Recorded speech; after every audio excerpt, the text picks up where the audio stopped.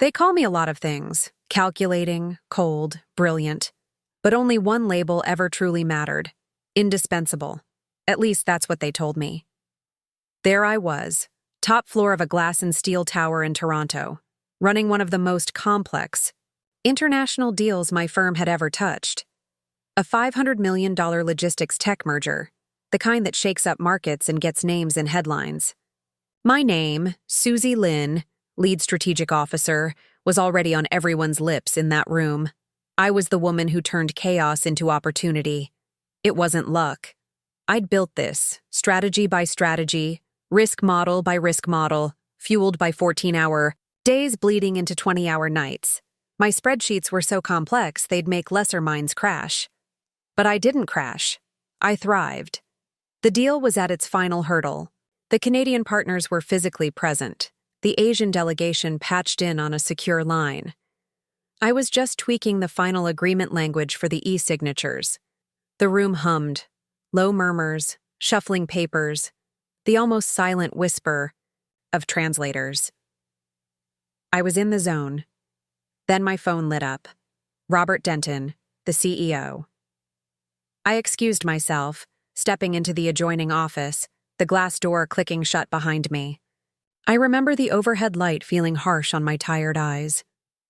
"Susie," I answered. His voice was sharp, no warm-up. "Yes, Robert?" "There's been a shift. Effective immediately. Your contract with Access Core Global is terminated." I blinked. "Excuse me?" "It's done. HR will follow up. Your access has been revoked. Thank you for your service." Click. That was it. No explanation, no warning. Just a cold, clean hit. I stared at the glowing call log on my screen. My fingers trembled as I tried my corporate VPN. Access denied. Email, locked. Calendar, blank. Like I'd never been there. In that instant, I wasn't just fired. I was erased, my heart hammered as the reality seeped in, slow and toxic. I could hear the muffled sounds of my deal progressing in the conference room, just beyond the glass. My strategy. And I was locked out. I leaned against the desk, my fingers digging into the edge. "Breathe, Susie." I'd been burned before, sure, but never like this. What they didn't know, what they couldn't possibly imagine, was that I never came to a dance like this without a backup plan. While they were busy trying to delete me, I'd just activated something else. Something buried, quiet, powerful. A contract of my own. Panic wasn't on the agenda. Not yet. The hotel suite was eerily quiet. That unnatural stillness of expensive rooms designed to look lived in, but utterly devoid of actual life. No ticking clocks, no creaking floors. Just silence and the distant hum of Toronto far below. I sank into a leather chair, the skyline a glittering backdrop, my personal laptop warming my legs.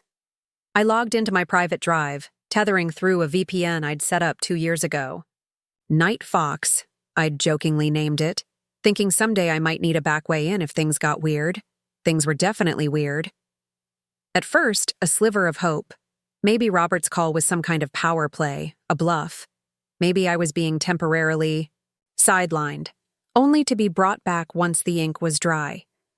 The corporate world often ran on illusion more than logic. But that hope fizzled fast. I opened the last version of the agreement I'd slaved over until 3 a.m. the night before.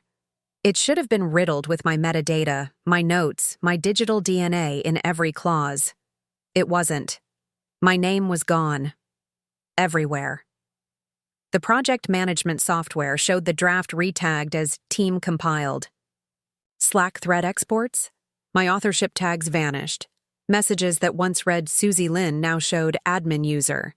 The folder SL East Asia Risk Models was now revised by exec office.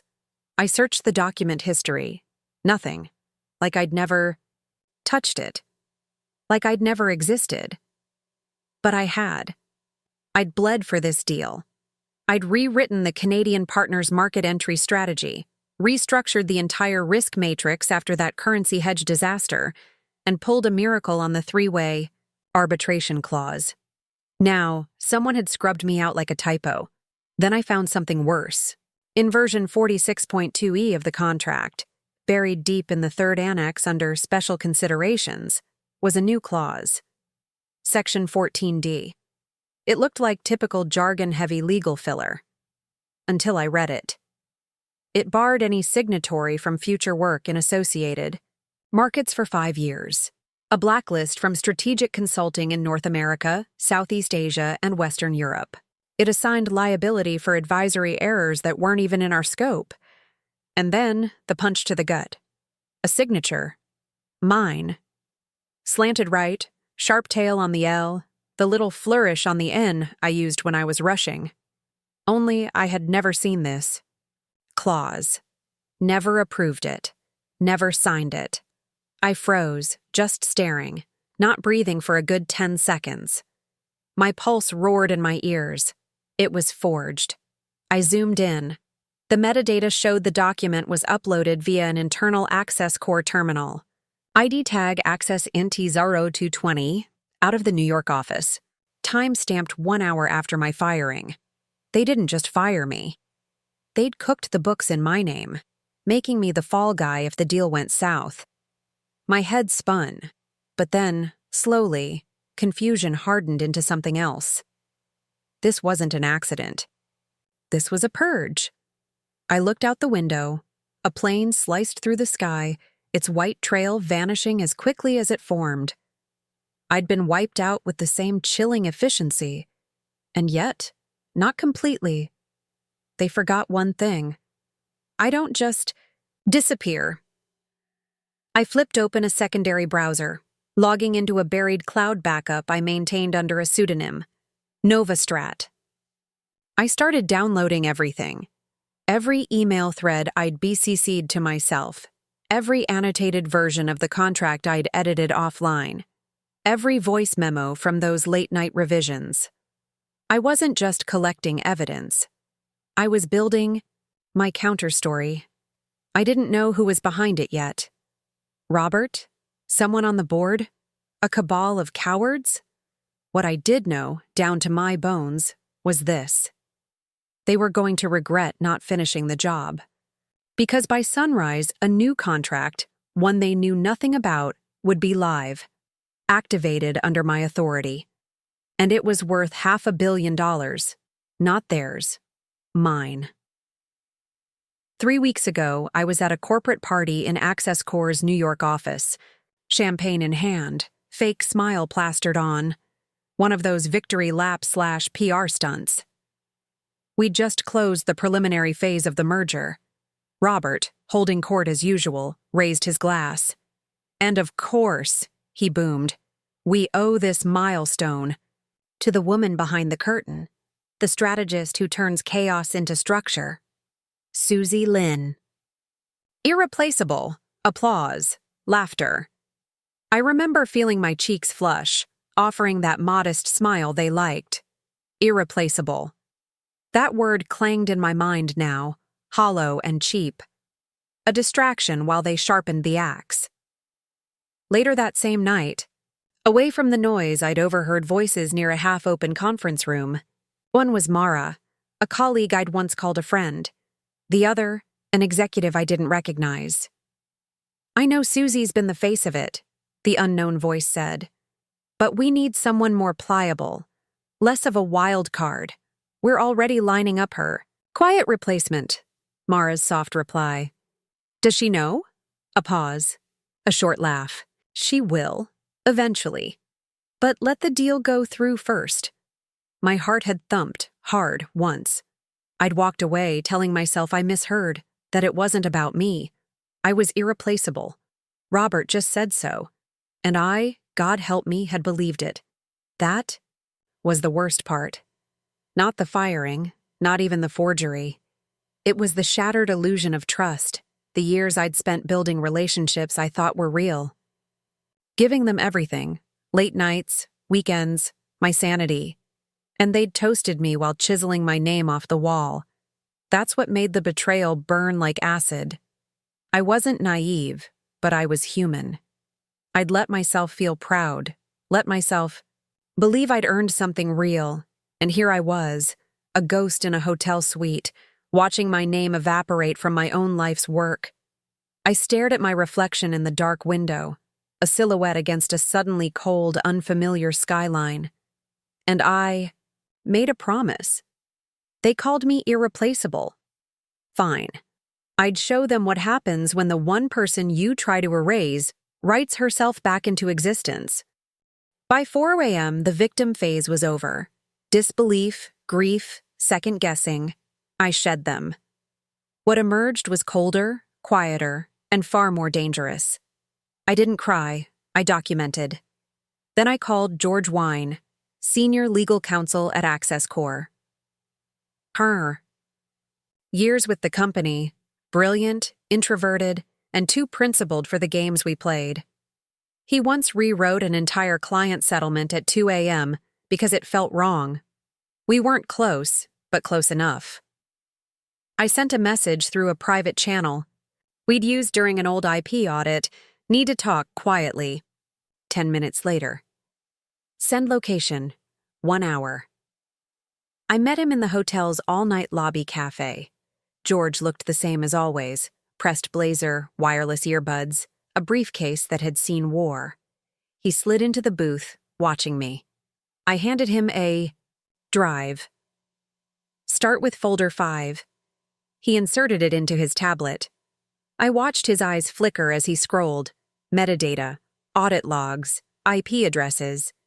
Finally, he looked up. Someone forged your name. I nodded. And stripped your authorship, he added, his voice low. I've seen this pattern once before, different division. It was buried. Not this time, I said, my voice steady now. George tapped the screen. This wasn't a solo act. Internal ops, possibly legal, maybe finance, multiple clearances. I leaned in. They want me out because I was too close, and because I was supposed to sign off on something I never agreed to. He nodded once. Keep digging. But not from your hotel. They'll track your IP. Already ahead of you. I slid him a slip of paper. Public access nodes I'm routing through. And George, this never touches your department. Officially. A ghost of a smile. He understood. When he left, I didn't go back upstairs. I walked to a 24-hour co-working space I'd used in grad school. Bad coffee, worse lighting, but anonymity. That's where I got focused. I pulled audit logs, screen-captured file discrepancies, back-traced metadata changes, matching timestamps to travel records from internal newsletters. It wasn't just tampering. It was theft. The phrasing in some strategic clauses was mine, lifted from a grad school thesis. They'd taken the bones of my work, repackaged it, and slapped a forged signature on it. No rage, just analysis. I wasn't just collecting evidence to get my job back. I was building a timeline for a war. Because I realized something chilling. They didn't just fire me. They tried to steal me. And they were about to find out how badly they'd underestimated. The woman they called irreplaceable right before trying to erase her. When I reached out to Victoria Chen, I didn't ask for help. I gave her a puzzle. Victoria was our internal compliance specialist, the quiet force behind every risk audit and regulatory footnote no one else read. Detail-obsessed, sharp-eyed, and utterly unafraid. We'd worked together once, and I'd seen her dismantle a fraudulent tax scheme so meticulously, the executive involved resigned before the board even knew. My message was vague. Log integrity questions. Need a second set of eyes. She showed up at the co-working space 2 hours later. Sneakers, jacket slung over her shoulder, coffee in hand. Okay, she said, sliding in beside me. Show me. I walked her through the forged clause, the altered logs, the signature. She just nodded, her focus intense. Okay, let's start at the top. Within 20 minutes, she was deep in Access Corps' eye. User audit trails, pulling change histories, server ID logs, admin-level edits. She was faster, more surgical than me. Then she paused. Susie, she said, tapping a line of code. Look at this. The edit adding Section 14D was executed from a restricted terminal, AXC root VRM1. My heart skipped. Victoria zoomed in, decoding the routing path. This one doesn't go through the standard firewall. It's air-gapped. Someone wanted this terminal off the books. I stared at her. She nodded, eyes sharp. CEO-level device. Robert. Of course. It was too clean. Every change, every deletion, every forged version aligned perfectly with my exit, and that toxic clause only benefited the top brass. Victoria traced it further. They didn't just replace your name, they simulated your phrasing. See this? She pulled up a document comparison. The clause structure mimics your last revision exactly. They used your voice to make the forgery invisible. I said, nothing. Deep down, I already knew. Robert hadn't just fired me. He'd orchestrated the erasure of my work to shield himself. Section 14D shifted liability, protected executives, and ensured that if the merger soured, I'd be the scapegoat. And by forging my name, he thought I'd have no way out. Or so he thought. I sat back, breath calm. Victoria looked at me. This is damning. Yes, I said, eyes on the screen. It is. No smile, no gloating. What I had wasn't revenge, it was proof. While Victoria compiled a compliance-grade report, my mind drifted. 8 weeks ago, I'd done something Robert would never have predicted. I'd created a company on paper, Orion Integration Group Limited, registered in Alberta, Canada. Lean, almost invisible, just enough capital to look legitimate. The ownership? Encrypted, buried under a shell trust. No one knew I was its founder. I'd built Orion when it became clear the merger needed a neutral transitional entity for data warehousing and market entry logistics. The Asian delegation wanted neutrality. The Canadians wanted distance. Robert had waved it off. Handle it. So I did.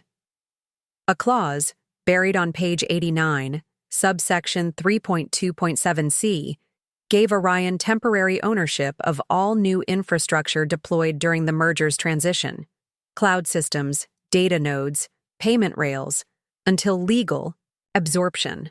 Orion held the keys, and I held Orion. I remembered the moment, a Wednesday night in a Singapore airport lounge, watching Robert lie to a vendor on a conference call. I'd pushed for clearer data protection. He'd overruled me. Don't worry, we're all one team. That's when I knew I needed a fallback. Not revenge, just protection. A failsafe. The irony now was staggering. They'd fired me, forged my name, cut my access. But the servers, the pipeline, the staging environments, all running on Orion's licenses. If I flipped the internal authentication keys, they'd lose control overnight. Long enough for the Canadians to panic, for the Asian delegation to ask questions. Long enough for everything to unravel, and they didn't know. Not Robert, not legal, not finance. Orion was built into the merger's foundation, like a steel beam behind drywall. Quiet, indispensable, hidden in plain sight. Victoria noticed my silence. You look dangerous, a small smile. Just remembering something they forgot. She raised an eyebrow. I didn't elaborate. The time for secrets was almost over. When they finally realized who Orion really was, it wouldn't just be a surprise. It would be checkmate. Leaving the co-working space, I walked 5 blocks to a private terminal hub in the financial district. Quiet, clean, no corporate IT fingerprints. I sat in the soundproof pod, palms on the touch sensor. Accessing Orion core environment. The screen glowed. Biometric prompt. Voice, fingerprint, retinal scan. My fortress. Thumb on the scanner. Error. I blinked. Retried. Error. Credential mismatch. Please verify admin access.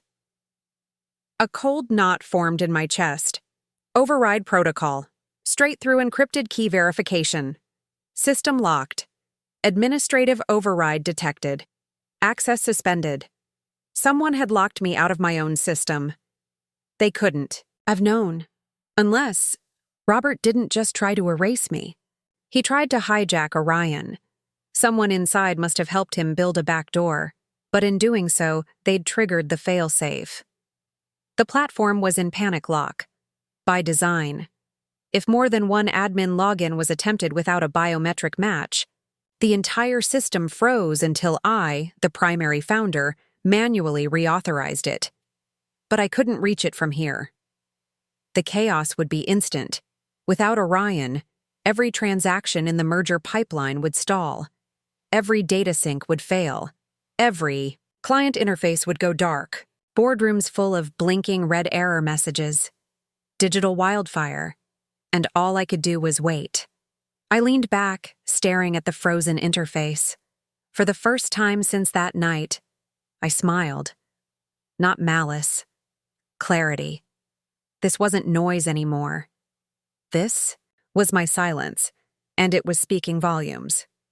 I pulled out my private phone, the untraceable one. I dialed a number I hadn't used in 6 months. Julian picked up on the third ring. Susie? His voice crisp, Swiss, analytical. Julian, I said evenly. Tell me what they told you. A pause. They said you were reassigned, transitioned to an internal role pending restructuring. Do you believe that? A longer pause. I know. You? He said. And I know your fingerprints are on every piece of this structure. The system's gone dark. They're panicking. I'm guessing you're the only one who knows why. I said nothing. I want to believe you're still in control, Julian added. Because if you're not, then we've all made a very expensive mistake. I exhaled slowly. What if I could prove I never left? That the deal you negotiated is only alive because I kept it breathing in the background? Then, he said, we make a new deal. With you. Personally. My eyes locked on the screen. What's the offer? You sign as CEO of Orion. We shift the contract before the board finalizes the merger terms, but I need it by Monday morning. No delays. And Access Core? He didn't. Hesitate.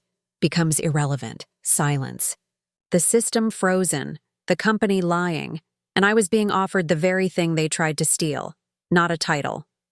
The truth. I'll send the paperwork tonight, I said. Julian's voice was firm. Monday, Susie, or this dies. I know, I said. And I meant it. They hadn't just underestimated me. They'd built their empire on a foundation with my name still hidden underneath. And I was about to flip the whole thing. By midnight, I was back inside Orion. Not through the public hub, not through the frozen interface. I used an old root key from a cold storage drive hidden years ago in a deposit box under a different name. Manual decryption, biometric validation via the original enrollment video, accessing Orion through a hard-coded fallback node in a test environment. Clunky, but it worked. The platform lit up. System stabilized, access restored, logs rebuilt. Then, I rewrote the rules, reinforced encryption, deleted unauthorized credentials, and shut down API sync with Access Core's network. Entirely. From this moment, the company that thought it owned everything had access to nothing. Not the databases, not the models, not even the loading screens. Locked out, I was in full control, and that's when the second attack began. Not digital. Public by 9 a.m. the articles were out.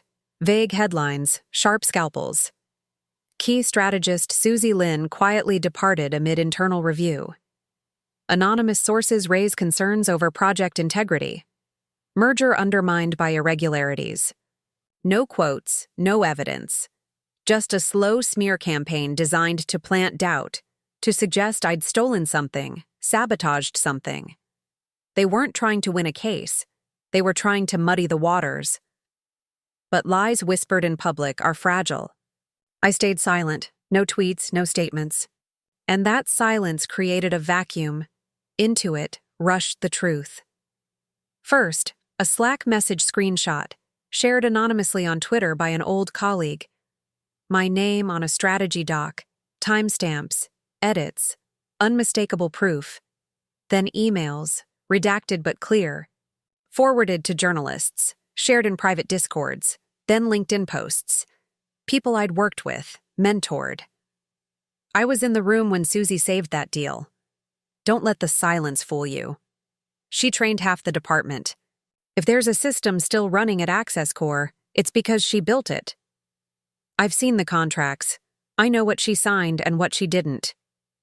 Each message was small, but together, they roared. The louder the company pushed their half-truths, the louder my silence became. Not because I was hiding, but because the truth didn't need a microphone.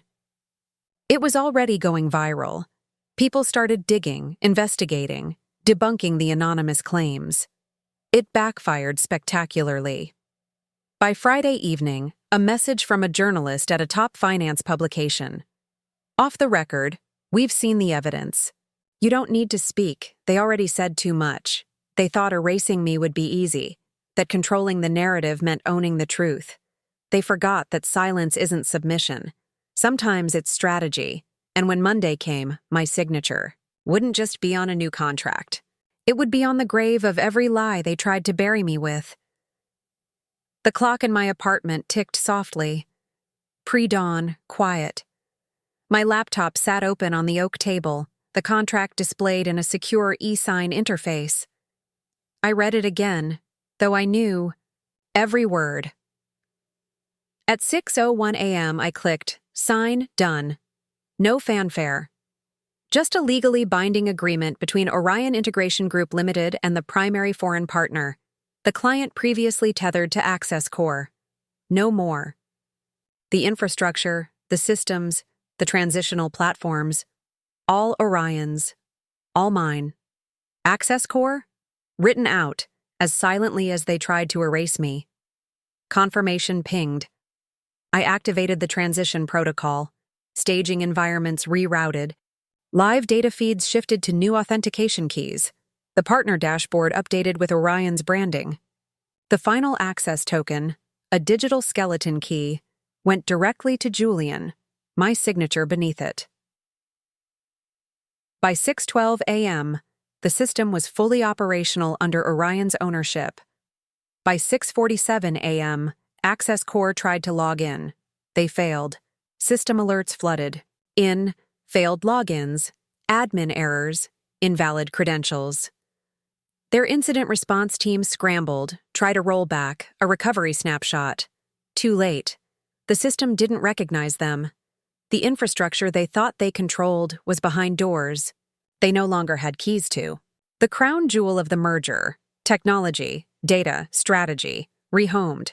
Quietly, cleanly, legally. All they could do was watch it vanish. At 7:30 a.m., Julian called. Transition complete. Teams aligned. Agreements distributed. Legal says, it's airtight. And the client? Impressed, he said, a note of satisfaction in his voice. They see it now. Who is really running things? I closed my laptop and smiled. It was never just about systems. It was about ownership. The lies, the whispers, the smear campaign, all meaningless now. They'd lost more than infrastructure, more than data. They'd lost control, reputation. Most of all, they'd lost the client. The partner with $500 million in contracts, who had trusted me even before they knew they were supposed to. And now, that partner had walked. Publicly. That morning, as Access Core's executives scrambled, someone leaked the internal memo announcing the loss. It hit business blogs, then Twitter, then inboxes. Merger deal collapses after key partner defects to neutral vendor. Sources suggest internal mismanagement and leadership failure. My name wasn't in the headline. It didn't need to be. Everyone knew who held the key. By the time the boardroom lights turned on at Access Core, I was already building something new.